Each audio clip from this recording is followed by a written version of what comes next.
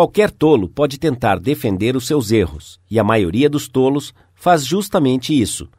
Mas você se sobressai e tem um sentimento de nobreza e exultação ao admitir os seus erros. Por exemplo, uma das coisas mais lindas que a história registra sobre Robert E. Lee é a forma com que ele se culpava, e somente a si mesmo, pelo ataque de Pickett em Gettysburg. O ataque de Pickett foi indubitavelmente o ataque mais brilhante e pitoresco que já aconteceu no mundo ocidental. O próprio general George E. Pickett era pitoresco. Ele tinha cabelos tão compridos que os seus cachos castanhos quase tocavam os seus ombros. E como Napoleão em suas campanhas italianas, ele escrevia cartas de amor ardentes quase todo dia no campo de batalha.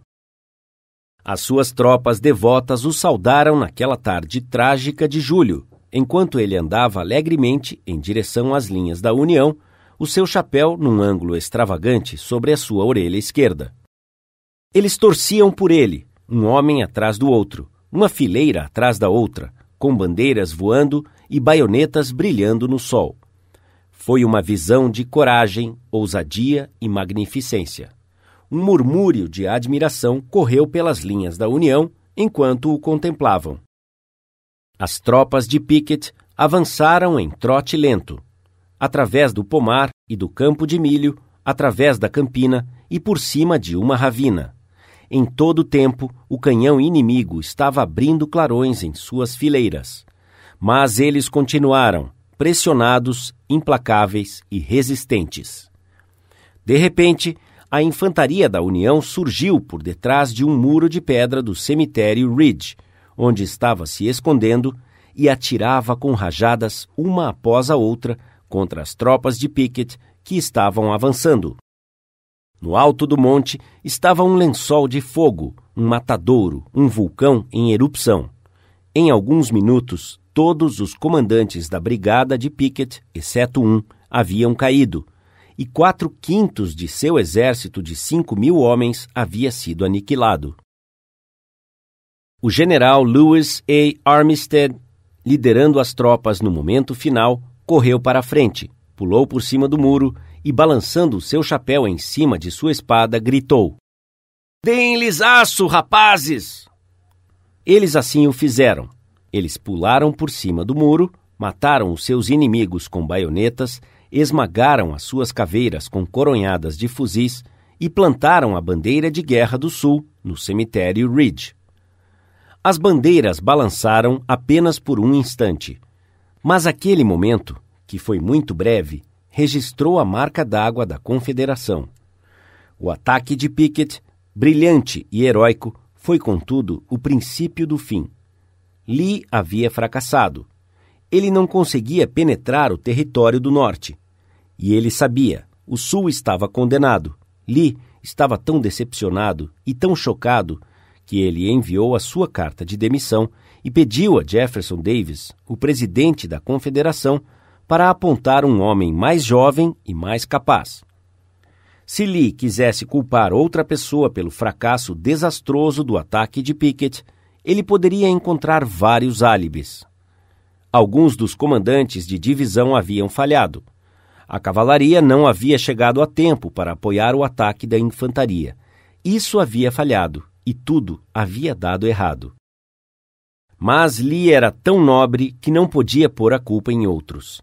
Enquanto as tropas derrotadas e ensanguentadas de Pickett se esforçavam para retornar às linhas da Confederação, Robert E. Lee cavalgou sozinho ao seu encontro e o saudou com uma autocondenação que foi quase sublime. "Tudo isso foi culpa minha", ele confessou. "Eu, e somente eu, perdi esta batalha." Poucos generais, em toda a história, tiveram a coragem e o caráter de admitir isso. Michael Cheung, que ministra o nosso curso em Hong Kong, contou-me sobre como a cultura chinesa apresenta alguns problemas particulares e como, às vezes, é necessário reconhecer que o benefício de aplicar o princípio pode ser mais vantajoso do que manter uma tradição antiga. Ele tinha um aluno de meia idade que estava brigado com o seu filho há vários anos. O pai tinha sido viciado em ópio, mas agora estava curado. Na tradição chinesa, uma pessoa mais velha não pode tomar o primeiro passo. O pai sentia que era o seu filho que deveria tomar a iniciativa na reconciliação. Na primeira sessão, ele contou à sua classe sobre os netos que ele nunca havia visto e como ele desejava a reconciliação com o seu filho.